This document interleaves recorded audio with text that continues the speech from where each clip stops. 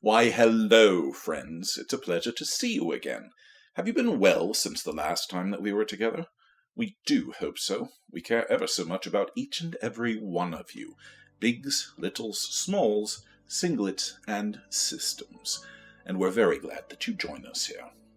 So, have we been enjoying The Forgotten Door, eh? Last time we heard Chapter 3, which some said ended a bit too soon. Well, all I can say to that is you'll have to talk to Mr. Key. I can only read them in the order that he put them out. Now then, last time, Mary Bean, with her careful questioning, discovered quite a number of things about little John, including his remarkable ability to learn English at a rapidly accelerated pace. Now, will Mr. Bean believe what his wife has to tell him, and what other facts will be uncovered in Chapter 4? Well, we're about to find out. But first, have you got your pipe, or your mug, or your glass, or your drink, or your blankie or stuffy, or whatever it is that makes you feel relaxed? If not, go and get them. We'll be right here waiting for you. Do you have them now? That was extremely rapid. Well, excellent.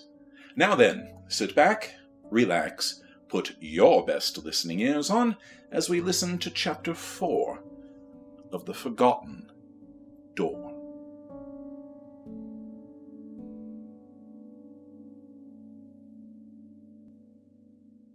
The Forgotten Door by Alexander Key. Illustrated by Dom Lupo. Chapter 4. He Makes a Discovery. The next morning, as soon as Brooks and Sally had gone to meet the school bus, Thomas Bean said, "Let's all get down some facts and see what we can figure out." A study of the papers had yielded not the slightest clue, and it had been decided to save all further questions until this time, when they would have the morning to themselves. Little John had looked forward hopefully to this moment, yet he approached it with misgivings. His memory still told him nothing, and the Beans, as much as he was beginning to love them, were still as strange to him as he was to them. "Let's start with your clothes," said Thomas, limping over to the table on which Mary had placed them. "They should tell us a lot. Is everything here?" "All but my boots and my knife and belt," he said. "I'm still wearing them." Mary Bean said, "His boots are woven of the same material as the rest of his clothes, only thicker, even the soles." "No leather?" said Thomas.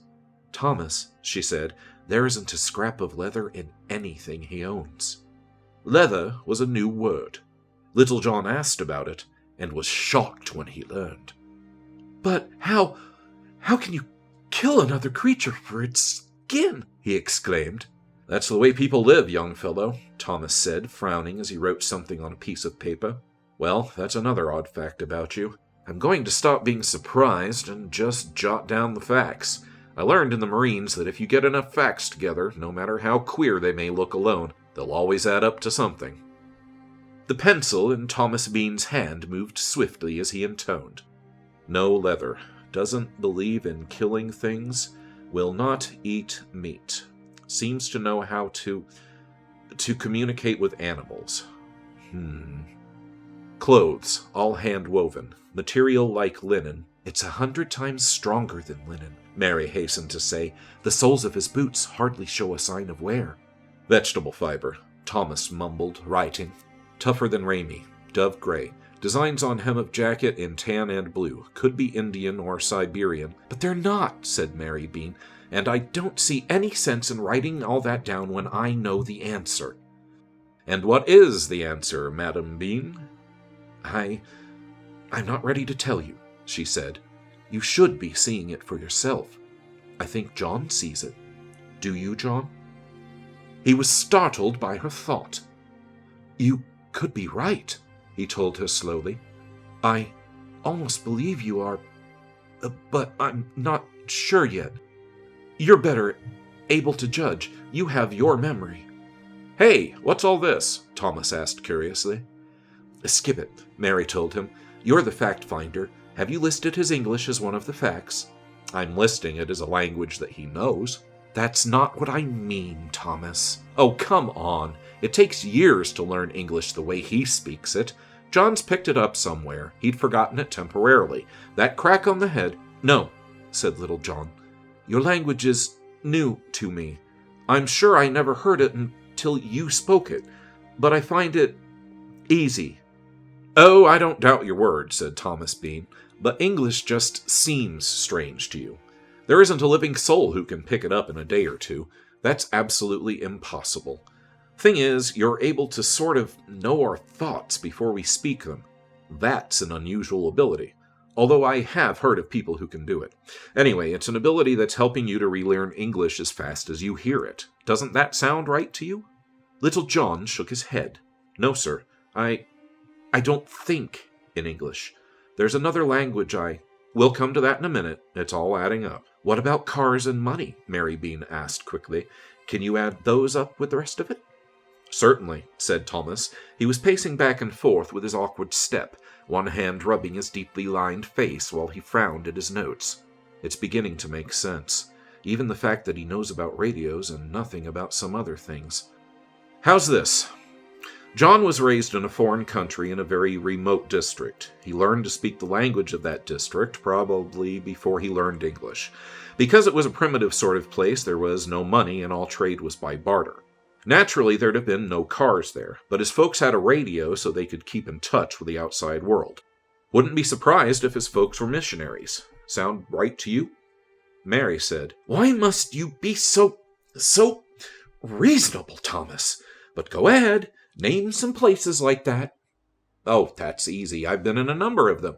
Parts of India, the Middle East, North Africa, and even South America. Those clothes could have been woven by Indians in the Andes.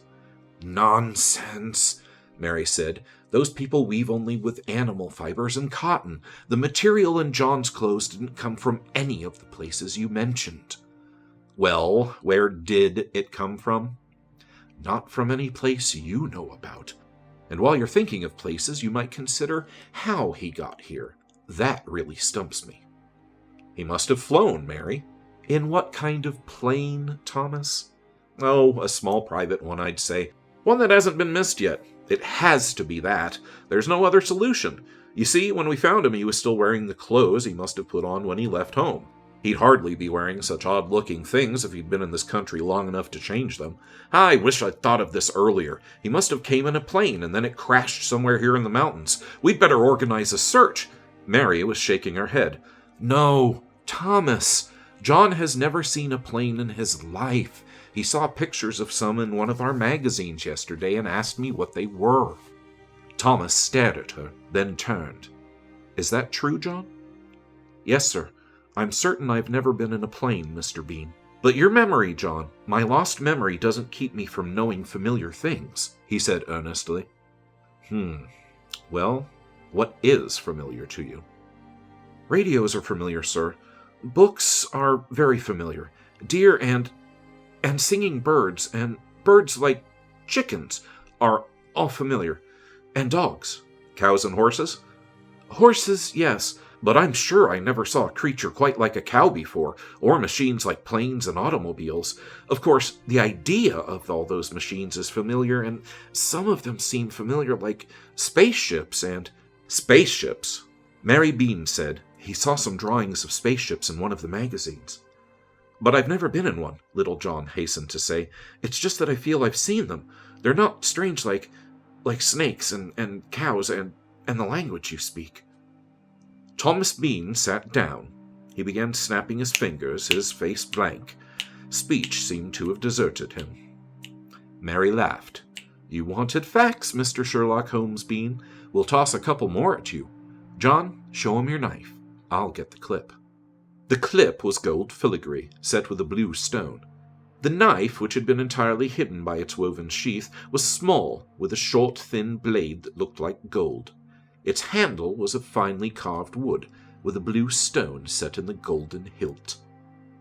Well, said Mary, after Thomas had been examining the article silently for several minutes, you've been around, Mr. Bean. You're supposed to know something of gems and jewelry. Where were these things made? Thomas shook his head. I've never seen such work. If these stones are real, but of course they can't be. Star sapphires like these. He picked up a sliver of wood from the fireplace and sliced it with the knife. Sharp as a razor.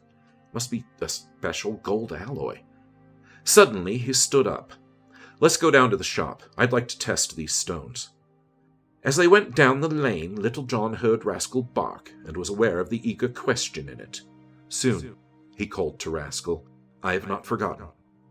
He watched Thomas unlock the shop door and followed him inside. Why do you keep the door locked? He asked, peering curiously and with quick interest at the rocks cramming the shelves and heaped in the corners, and at the glass case full of gems. Mary said, locks are to keep out thieves. Thieves? Thieves? It was another new word with a confusing thought behind it. A thief is a person who steals, she explained. We have a lot of valuable things here in the shop. If the windows weren't barred and the door didn't have a good lock on it, someone would break in and take everything we own, even the safe, probably. But why? Thomas asked. Don't people steal where you're from? Of course not. Why would they? It seems so stupid. Go on, Mary urged. You're remembering. He shook his head. I almost thought of something, but it's gone. I only know that stealing is stupid and foolish. I'm sure I've never heard of a person doing it. Why would he? It's one way to make a profit, Thomas began dryly, if you don't mind risking jail. There are people who will do anything for money, and they'll even start a war. Profit? Jail? Money? War? Here we go again, said Mary. You see, Thomas, English is strange to him, because it contains ideas that are strange. Little John listened carefully, holding back his astonishment as she proceeded to explain. One subject led to another. She had finished about war and was touching upon government and rulers and power when they were interrupted. A man on horseback was approaching. It was the same rider who had gone by on the road Saturday evening before the Beans appeared in their truck. That's Angus Macklin, said Mary. He lives up the road beyond the Johnsons. I hope he goes on. But Angus Macklin, seeing the door open, stopped, dismounted, and came in. He was a short, thick man with round, blinking eyes and an easy smile. Little John was not deceived by the smile, though he was fascinated by the repulsive wad of tobacco Angus was chewing. Howdy, folks. Howdy, Angus said heartily. See, you're open for business. Ought to be getting some customers if the weather holds. Little early for tourists, Thomas told him. How are things, Angus? So-so. Ain't seen Tip or Lenny around, have you? Not this morning. Why aren't they in school? You know kids, said Angus Macklin. School's out tomorrow, and it's kind of hard to make 'em go. When they heard about that wild boy, they just took off. Gilbert told me about it yesterday after church. Soon as we got home, my kids lit out to hunt 'em. They was lit out again this morning, pretending they was going fishing, but I know better. Mighty queer about that crazy wild boy. Gilby tell you how far he jumped? Near 40 feet. Nonsense, Thomas said shortly.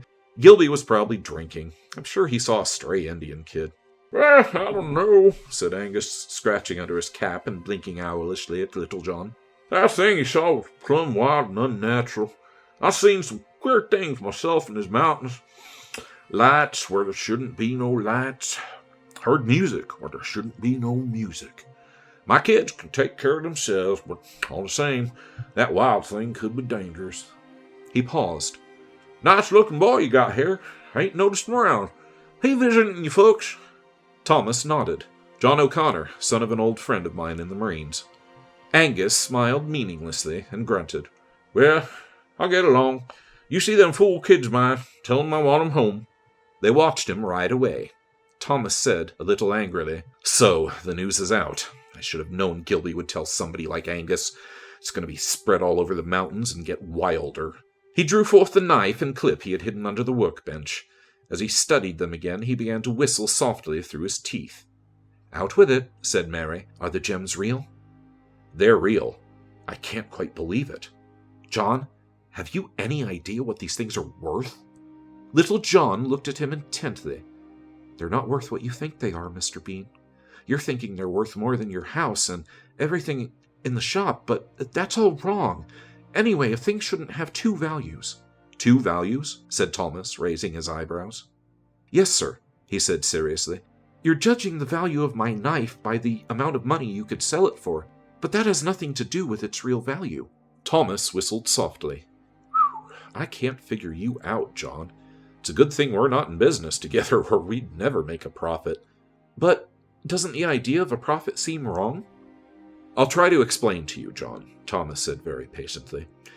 If Mary and I couldn't make a little profit on the things we sell, we'd soon go broke and wouldn't have enough to eat. Little John looked at them helplessly.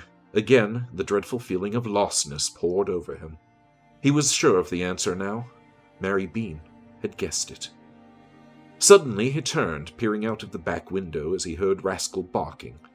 Rascal was lost too, chained in a world where everything seemed wrong. Please, he begged, may I take Rascal out of his pen? I promise he'll be good. Thomas frowned, but Mary said, Let him try it, Thomas. I'm sure he can manage Rascal. Okay, we'll chance it this once, and here's your knife unless you want me to keep it in the safe. You don't want to lose anything like this.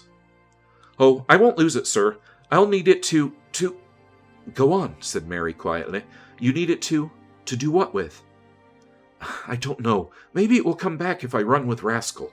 I think running will help. As he darted out the door, Mary said, He's upset, Thomas. I think he sees the truth. Can't you see it too? You've got facts enough, or is it that you just don't want to face the facts? But Mary, they don't make sense. I can't... Look at him, she gasped, staring out the rear window. Thomas, look!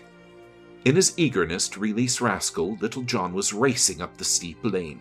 Unconsciously, he had made his feet light, so that his boots hardly touched the ground. Only a deer could have equaled his upward bounds. You win, Thomas said finally, expelling a long breath.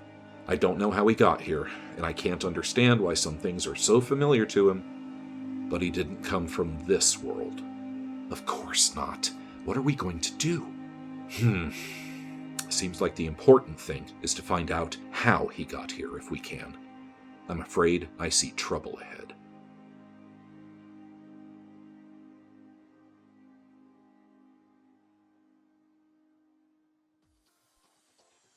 Well now, wasn't that a remarkable chapter? It seems, after Mr. Bean's careful assemblage of the facts regarding Little John, they're no further along than they were at the start, unless, of course, Mary Bean has come upon the answer. What do you think? Faced with that pile of facts, does Mr. Bean truly believe that Little John could be from another world? And what will happen after this in Chapter 5? I would tell you the answers, but I'm afraid you'll have to wait till next time.